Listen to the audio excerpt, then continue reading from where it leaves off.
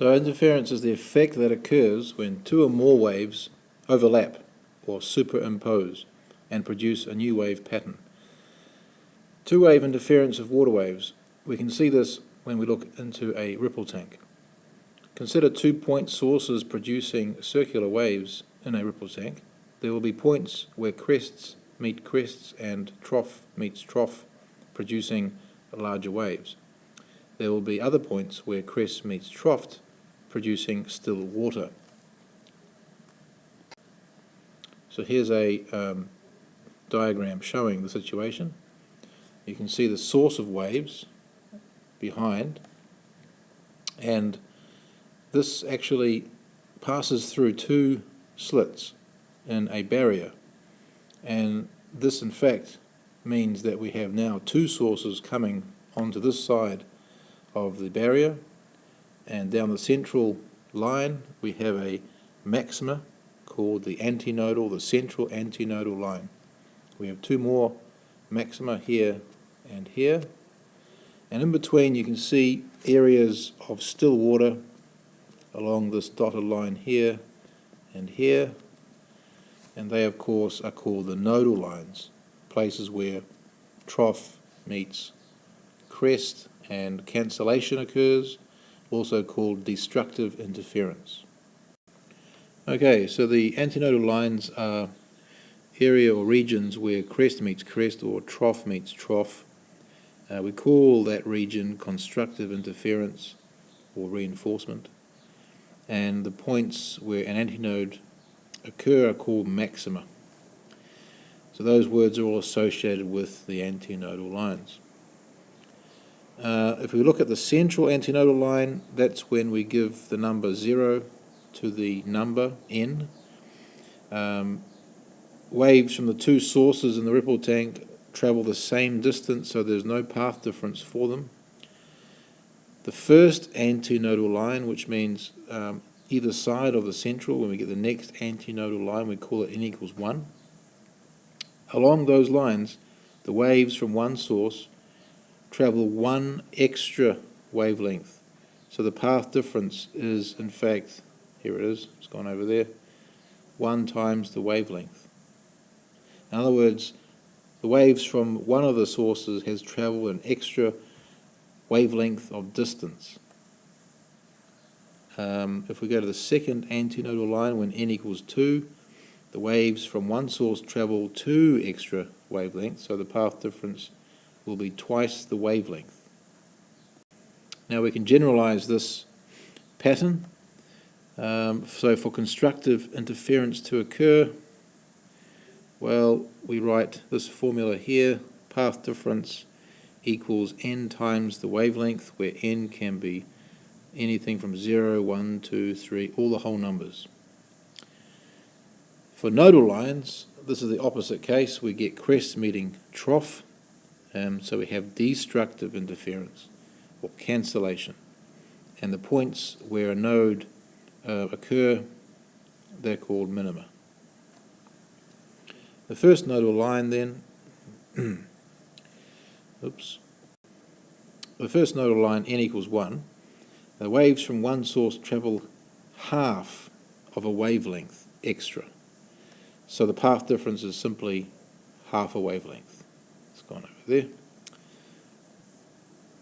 The second nodal line, n equals 2, waves from one source travel half a wavelength extra, and so the path difference now is 3 over 2, and that's because it's the second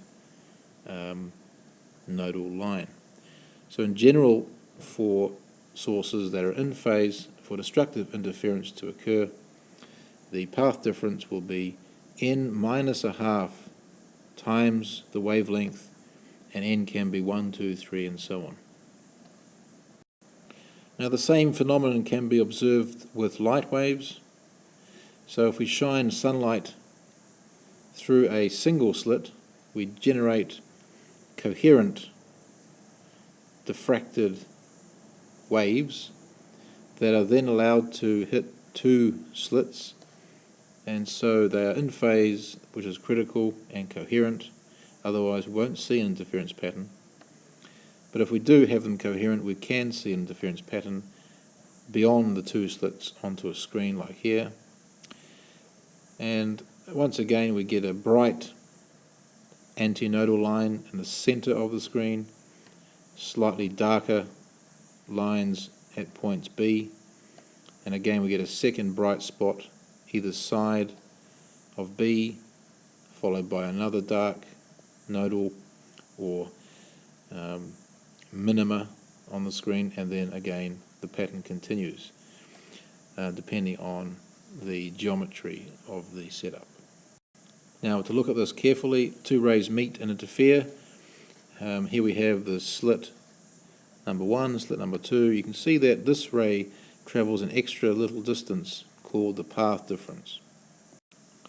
Now we can apply the path difference formula that we just had before for the ripple tank and equate that to that little extra distance. And looking at the triangle on the last slide, we realize that equals d sine theta. So that equals n lambda. So here is our equation for the path difference related to the number n of the antinodal lines. And for the nodal lines, or the destructive interference cases, of course we need to change the formula so that we have n minus a half times the wavelength on the right hand side. So that's the equation for the nodal lines. It relates the angle theta, the distance between the slits, to the wavelength produced for certain numbers n of the nodal lines. Here's an example. Cadmium lamp produces 4 specific colors of light. When this light is viewed through a diffraction grating having 500 lines per millimeter, the first order maxima spectral lines are observed at the following angles: red 18.78, green 14.74, light blue 13.89, dark blue 13.53. Now we have to calculate the wavelength of each of these lines. First thing to realize is that we need D, and D is the slit spacing, which happens to be equal to 1 over the number of lines per millimeter. In this case it's 1 over 500 lines per millimeter, which would be 500,000 lines per meter, and we need that in per meters. So that's the first thing to do with such situations. The next thing to do is to use the equation d sine theta equals n lambda and solve for the wavelength for each line. So for red, using d equals 1 upon 500,000, you can see that written in standard form there. They gave us the angle 18.78, so n equals 1 is the easiest thing to use, so we've just used n in this equation as equal to 1, and that's why you don't see it here. The wavelength equals the d times sine of the angle, so that gives us an answer of 644, we'll round it up, nanometers. You can check that. And for green it should equal 509 nanometers. For light blue we should get 480 nanometers, and for dark blue should be 468 nanometers. But check it yourself.